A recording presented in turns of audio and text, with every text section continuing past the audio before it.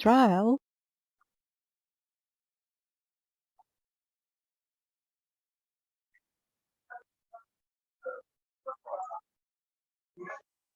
trial,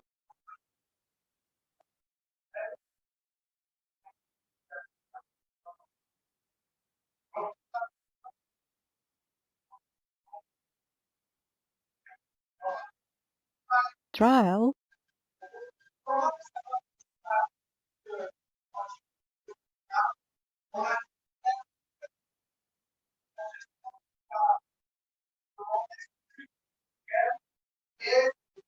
trial,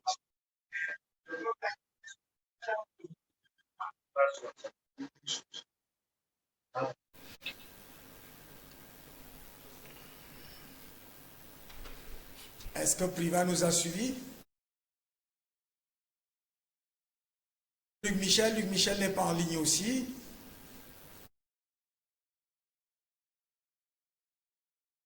Commencer avec vous, hein, pasteur Paul Pondi. Visite du roi Philippe en République démocratique du Congo. Alors, comment vous appréciez cette affaire dans ce pays qui en principe avait été colonisé par la Belgique et où les missionnaires avaient reçu une certaine mission donnée, c'est-à-dire agir en fonction pour les intérêts du royaume? Effectivement, merci de me poser cette question. J'ai longtemps, je ne sais pas, passé un grand moment d'explication aux étudiants de Yaoundé 1 qui m'ont approché, beaucoup d'étudiants, avec l'histoire du roi Léopold II de la Belgique qui a envoyé donc les missionnaires en Afrique et au Congo précisément pour coloniser ce pays, et il leur disait que, dites-leur que Dieu aime les pauvres. Donc ça pose un problème au niveau de la conception, aujourd'hui au niveau de cette classe étudiante, estudiantine. Ils se révoltent même, ils se disent que non seulement ils ont été floués, mais que certains même rejettent même l'authenticité de la Bible comme étant la parole de Dieu. Donc ils sont braqués à cause de la démarche du roi Léopold II.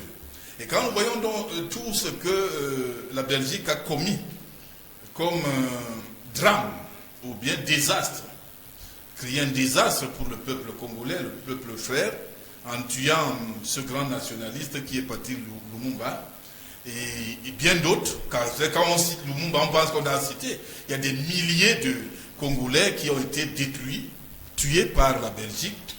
Quand on voit donc ce roi venir avec toujours un comportement animal, il faut l'appeler ainsi, dans leur impérialisme, il ne se souvient même pas des règles préliminaires ou même des prérequis qui existent dans une telle démarche. C'est-à-dire qu'on se souvienne au moins qu'on a tellement très mal agi, on a détruit tout un peuple et avec toute leur classe qui était la classe référente qui devait apporter la lumière et puis éclairer ce peuple pour une longue durée. Donc ils ont cru tuer complètement ce Congo-là, ce Congo positif debout avec les Lumumba. Quand il vient donc maintenant dans cette visite, où il ne présente même pas une face de réparation, il n'y a pas de regret réel, on voit seulement l'hégémonie qui trône. Mais moi je suis content d'une chose, M. Hubert Itundi. Laquelle c'est? Oui, la leçon que Kabila Kabange et Félix Tshisekedi ont donnée au monde entier.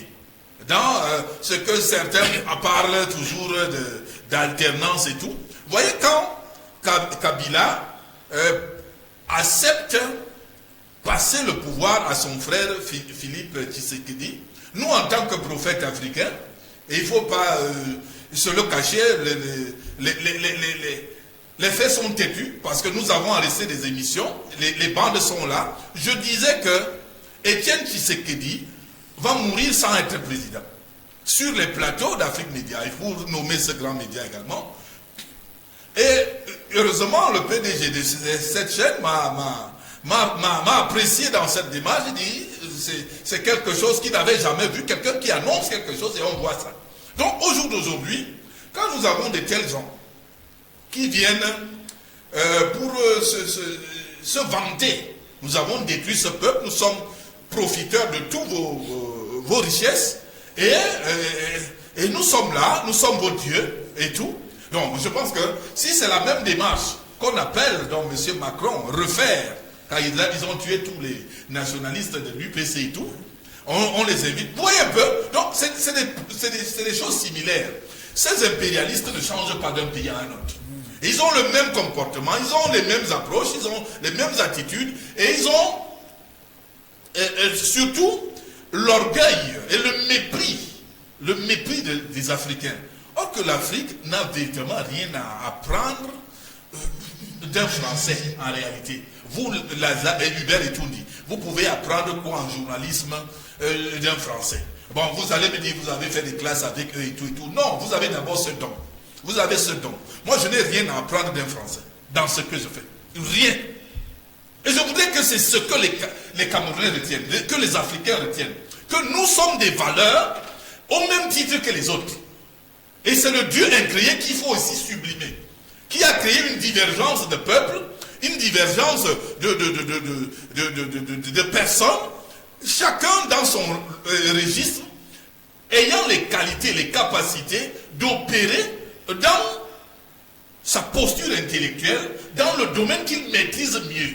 Et ici, la démarche du roi belge amène des Africains comme celui qui ne peut pas avoir Macron. Regardez donc comment ils se comportent. Ils ont tué Lumumba. Et qu'est-ce qu'il amène? Soit ils ont apporté mon frère du Togo, ils ont apporté la dame pour remettre la dame de Lumumba. Parce que Lumumba avait une dame en or.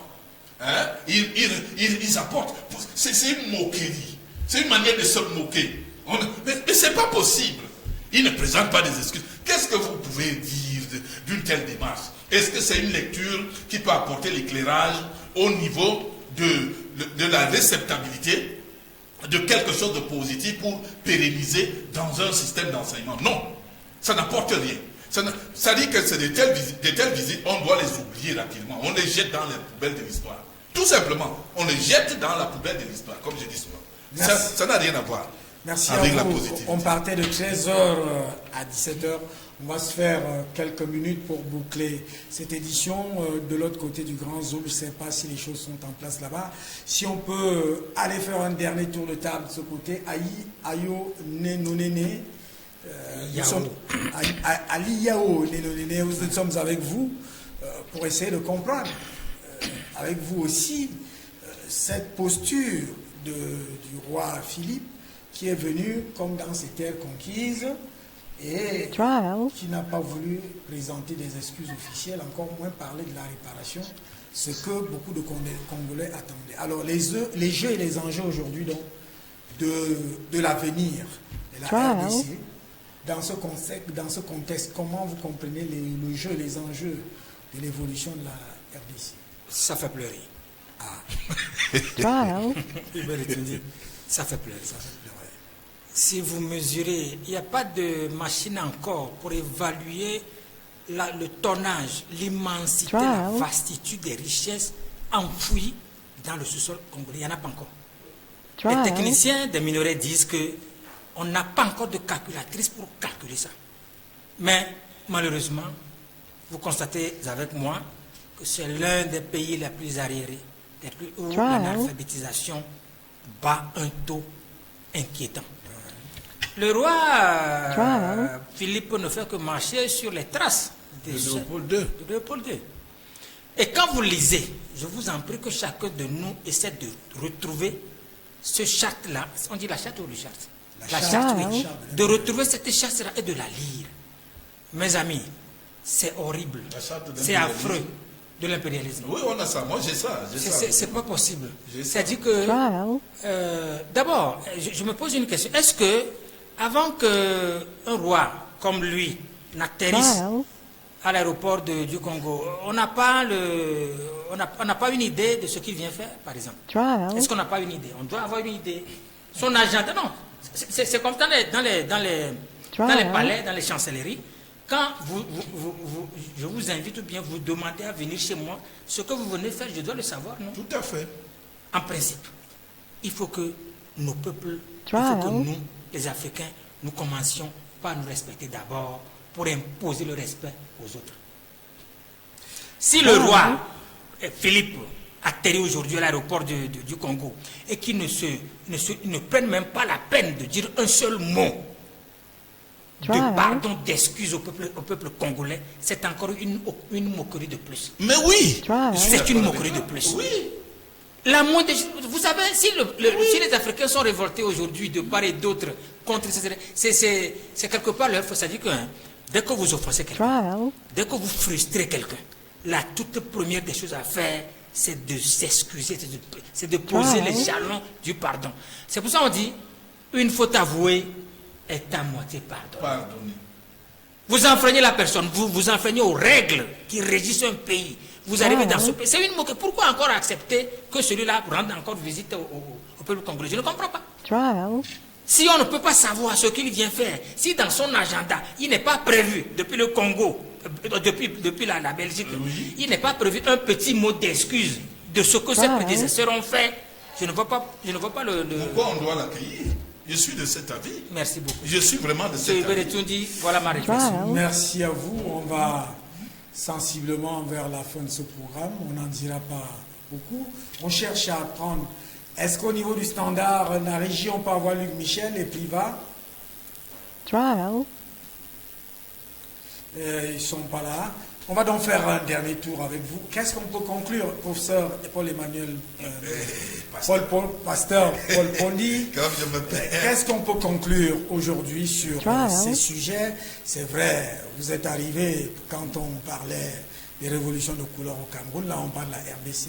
Quelles doivent être aujourd'hui les dispositions des Africains? Je vois Luc Michel, peut-être il est là, il va dire un dernier mot, je ne sais pas. Trial. Je viens de le voir à l'écran, non, il n'est pas là. Alors qu'est-ce qu'il faut dire Trial. définitivement aux Africains sur ces tentatives de déstabilisation, révolution de couleur, où ce sont les Africains qui Trial. passent lécher les bottes d'Emmanuel Macron, et en RDC, où le roi Philippe vient, il nous reconnaît, il dit des paroles d'affection, de remords, c'est-à-dire il y a le remords sur les crimes et sur les humiliations. Trial. Il n'y a rien d'officiel qui soit exigé en termes de pardon et en termes de Trial. réparation. Oui, c'est une moquerie de plus qu'on enregistre là. C'est une moquerie de plus. Cette visite est à oublier, Trial. comme je disais tantôt. Ce n'est pas des visites qu'on peut vraiment garder comme historiques pour dire à telle date, à telle période donnée, le roi de la Belgique est revenu sur Trial. ce que ses prédécesseurs ont fait, tout le bordel qu'ils ont foutu en Afrique, au Congo. Précisément, il est revenu, il a demandé pardon. Là, les Africains peuvent se souvenir Trial. d'une date comme ça, ils peuvent être contents. Mais ici, on a affaire à toujours c'est pas de l'impérialisme qui vient s'adouber. Nous sommes contents de vous avoir torturé, de vous avoir tué, de vous avoir détruit de la manière où on voulait. Je pense que c'était encore sur ce plateau, on disait que la violence que ces hommes avaient, nous bénissons notre temps. Parce que si aujourd'hui nous parlons sur les plateaux de télévision partout dans le monde, c'est parce que nous venons quand même à un temps plus crédible. Nos pères là, les Lumumba, ces gens-là, n'avaient pas vraiment cette grâce, cette facilité, même d'imaginer un temps soit peu, mettre leur politique et voir prospérer leur peuple. D'abord, ils ont essayé, ils ont fait tout, et ils ont été complètement massacrés. Donc, nous avons cette grâce aujourd'hui, nous pouvons nous en féliciter et nous réjouir et féliciter le Dieu incréé qui nous permet de venir maintenant booster donc les mentalités africaines. Qu'est-ce qu'on doit dire aux Africains, M. Hubert Toubia? On doit dire aux Africains que depuis 600 ans, ou même un peu plus, l'impérialisme s'est installé en Afrique.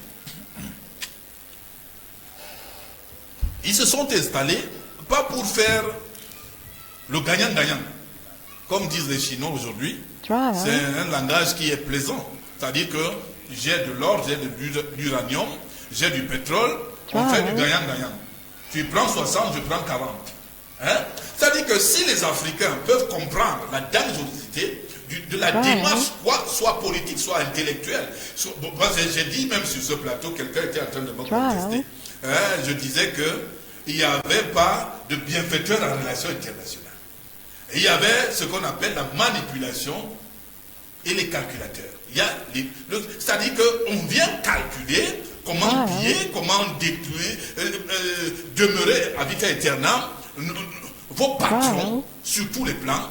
Nous sommes patrons de vos richesses, nous sommes patrons de votre système intellectuel, c'est-à-dire que vos écoles et tout, hein, c'est nous qui façonnons les programmes qui sont... Vous n'apprenez pas parce qu'il faut apprendre pour connaître.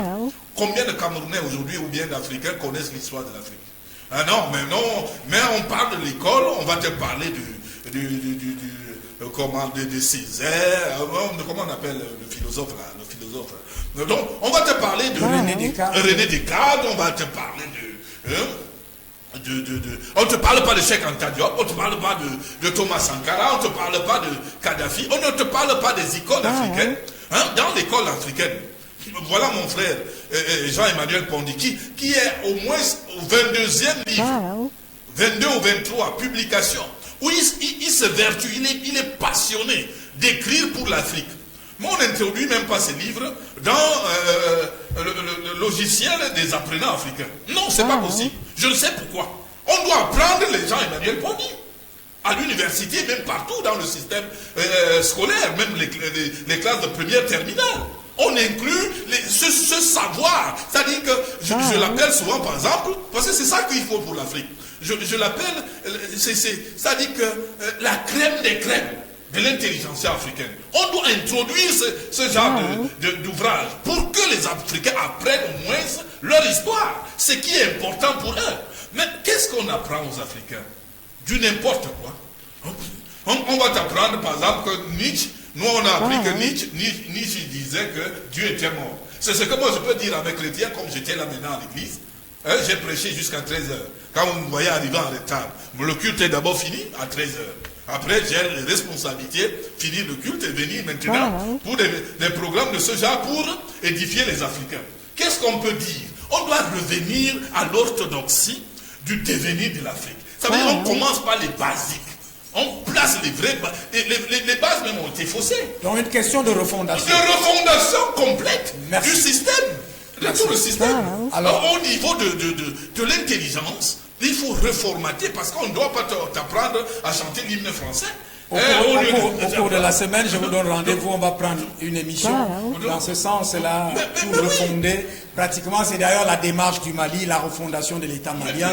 Et vous êtes donc en train de nous dire au cours de cette édition qui s'achève, il faut refonder l'État africain. Mais il faut refonder. Aïe, je suis vraiment partant pour cette affaire, refondation de l'État africain. Aïe, Yaoundé, on sort de cette édition. Oui, en attendant quoi? Monsieur Hubert Etundi, vous allez me permettre de lire une petite partie du document de votre livre. De mon livre. De votre livre qui a pour nom Les cochons d'Afrique. À Paris. Les cochons d'Afrique à Paris. Les rideaux sont donc tombés là, sur les épisodes du système impérialiste. Dans son discours de sapeur-pompier en retard de l'ancien ministre des Affaires étrangères, deux mots-clés retentissent fort à couper la respiration. Découvrez-les avec moi. Prédateur et remplaçant. Il déclare alors, toute honte bue, persiste et signe en mondovision qu'ils sont les prédateurs de l'Afrique et qu'il consent de y rester sans partage, s'il vous plaît, à durée indéterminée. Faute gravissime. C'est quoi cette affaire? L'on se demande d'où sort ce rêvasseur visiblement dépassé par la courbe de l'histoire au XXIe siècle.